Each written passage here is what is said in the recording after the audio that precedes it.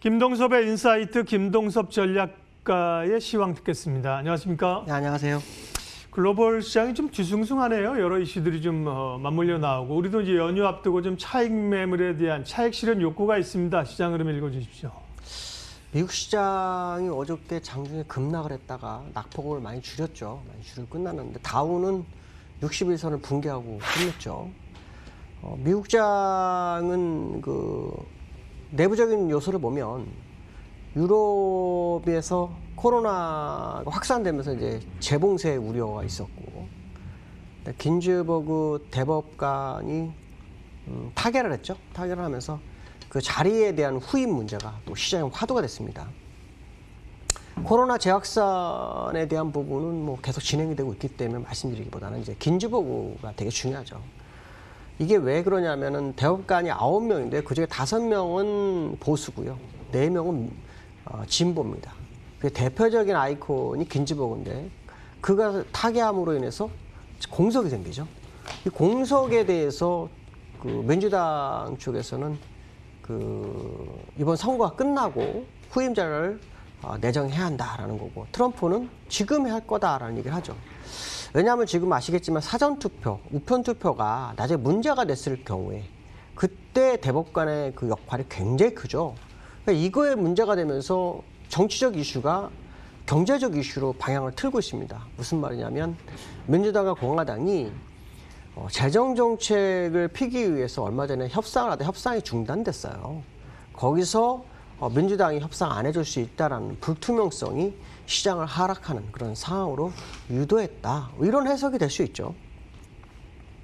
근데 미국은 사실 지금 자리는 그 과거의 고점을 다 찍었을 확률이 굉장히 높다고 판단하고 있기 때문에 사실은 주가가 밀릴 만한 자리에 있었고 또 하나 중요한 것은 뭐냐면 악재에 둔감하던 미국 시장이 악재에 민감해지는 시장으로 바뀌었다. 그 시점이 언제였냐? 시장을 끌고 갔던 소프트뱅크, 손정희 같은 그런 투자 그룹들이 시장에서 드러나면서 매수 주체자가 시장에서 도태되고 그들이 시장을 많이 빠져나갔을 확률이 높습니다. 그렇다면 결국 매도자만 남아있는 상황, 매도 우위 상황이 될 수밖에 없는 현재 시장 구조가 마련됐다는 거죠. 그러니까 당연히 악재에 민감할 수밖에 없는 시장이 되고 시간에서 선물이 많이 상승하더라도 본장 가면 밀리는 이유가 본장에서 나온 악재가 시장을 많이 흔드는 그런 과정이다. 이렇게 해석을 하시면 될 것 같습니다. 자, 기술적으로 미국 다우 차트를 보시면은 굉장히 잘 버텼죠. 여기서 잘 버티다가 이틀 만에 60일선 밑으로 떨어졌어요. 양운까지 진입했어요. 아래 꼬리가 생겨서 뭐 되게 좋게 보일 수 있는데 일단 기술적으로는 대꼭지를 찍은 걸로 좀 판단이 쓰는 상태에서 내려오고 있다는 거죠. 그리고 악재에 민감한 상태고 호재보다는 악재에 민감하다. 그럼 시장은 반등으로 들어가기 만만치 않은 상황이 있다. 추가적 하락 가능성이 굉장히 크다라는 해석을 해볼 수 있죠. 그 영향을 결국에서는 아시아 시장은 받을 거다라는 해석을 해봐야 될 것 같고요. 그럼 나스닥이 먼저 60일선을 갔어요. 어저께 나스닥이 마이너스 2%까지 갔었는데 마이너스 2%까지 갔었는데 올라왔어요. 야음까지 들어왔죠. 그러니까 이 상태로 보면 사실은 60일선을 깨지는 전날이었어요. 양봉이 세웠지만 사실 60일선을 회복 못했고요. 지금 상황으로 보면 뭐 이렇게 추세선 거서 바닥일 수 있다라는 해석할 수 있지만 제가 볼 때는 결국은 더 내려가야지만 방향이 나올 거다. 그러니까 지금은 잘못하면 뭐 미국의 개미는 로빈후드고 우리나라의 개미는 동학개미잖아요. 잘못하면은 떨어지는 칼날에 손을 대는 수가 있습니다. 그러니까 지금은 상당히 좀 주의를 해볼 필요성이 있죠. 일시적 반등보다는 확연하게 방향성을 주는 특히 일목균형표상으로 후행 스팬이 캔들 안으로 들어온 나스닥에 들어온 건 처음입니다. 첫 번째 들어오다, 두 번째 들어오다, 세 번째에서 들어왔거든요. 그러니까 살아나기 위한 노력을 하다 들어왔다는 게 의미가 크죠. 그 얘기 무슨 말이냐면 매도세가 엄청 강하다라는 생각을 해볼 수 있다는 거죠. 과거에 한번 들어오려다 나가고 또 들어오려다 나가고가 아니라 현재 시점에서 나오려고 노력을 엄청나게 했는데 결국 무너졌다라는 거. 그건 뭐냐면 매도세가 시장이 굉장히 강하다는 생각을 한번 해볼 필요성이 있다라고 말씀드릴 수 있고요. 두 번째는 원달러 얘기를 좀 해볼까 합니다. 그 원달러가 1150원대 갔다가 올라왔죠. 좀 당황스럽어요. 근데 원달러가 하락할 만한 이유가 있나? 에 대한 생각을 굉장히 많이 했어요. 그래서 쭉 찾다 보니까 위안화 강세의 영향을 받았네? 이 정도 해석을 다 하더라고요. 그래서 이게 그러면 위안화 강세인데 왜 원달러 강세가 돼야 돼? 라는 생각을 다시 한번 해봤어요. 그럼 위안화 강세 요인은 뭘까요? 라고 했더니 결국 돈이 중국화로 들어가니까 강세가 됐겠죠. 그 돈이 뭘까? 라는 생각을 해봤습니다. 결국 달러가 들어갔다라는 얘기인데 달러가 들어가면 중국장이 폭등을 해야 되죠. 폭등도 안 해요. 그럼 그 달러는 투자를 위한 들어온 돈이 아닐 수 있겠다라는 생각을 해봤습니다. 그러면 결국 혹시 미국 국채 매도 금액이 들어가나? 이 생각을 하게 됐고요.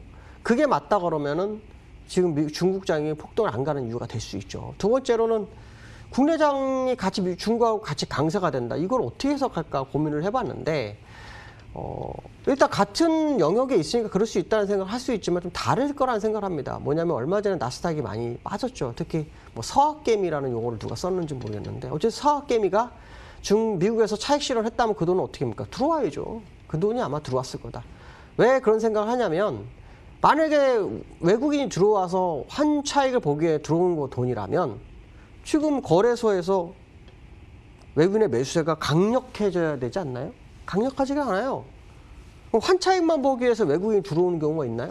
절대 없습니다. 환차익 보면 주식 투자를 해요. 100%. 그 돈 가만히 놔두지 않습니다. 돈은 항상 움직이는 법이거든요. 그러면 결국은 외국인 자금이 들어온 게 아니라 국내 자금이 나갔던 돈이 들어오는 과정일 거다.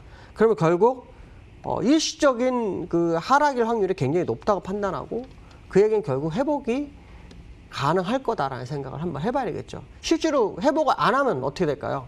우리나라 경기 문제가 발생합니다. 아시겠지만 경상수지 불황형 흑자가 유일하게 유지됐던 이유가 뭡니까? 환율이에요. 근데 환율이 이렇게 무너져요? 그러면 정부에서 경상수지 흑자를 유지하는 게 유일한 현재 보이는 수치인데 주가하고 어떻게 방어를 해요? 안 돼요. 근데 기술적으로 재봤더니 지금 현재가 바닥이더라고요. 그러니까 어떻게 보면은 의도적 언더슈팅이 있었을 확률이 높고 그 언더슈팅은 해외에서 자금이 들어온 건데 그 자금이 외국이 우리나라 투자에 위한 자금이 아니라 아마 우리나라 나갔다가 다시 들어오는 돈, 그 미국 시장에 투자했던 돈이 차익 실현 매물에 들어오는 게 아닐까 이런 생각을 한번 해봤습니다. 그래서 그런 부분을 좀 관전 포인트를 가지고 시장 대응을 해보실 필요성이 있다라고 말씀드릴 수 있고요.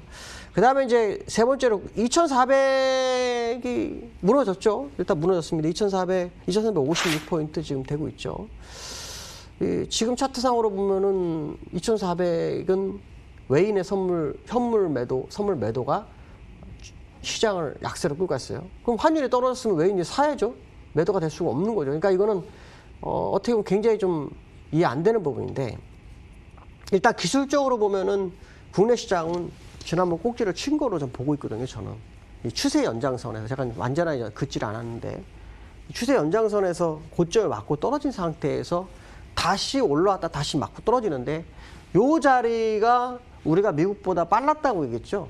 근데 지금은 미국과 우리나라가 그래서 디커플링이 났었는데 이제는 커플링이 날 수 있는 자리에 점점 나오고 있는 상황이라는 거죠. 근데 그 상황 속에서도 미국은 60일선을 가는데 우리 60일선 안 갔잖아요. 그죠?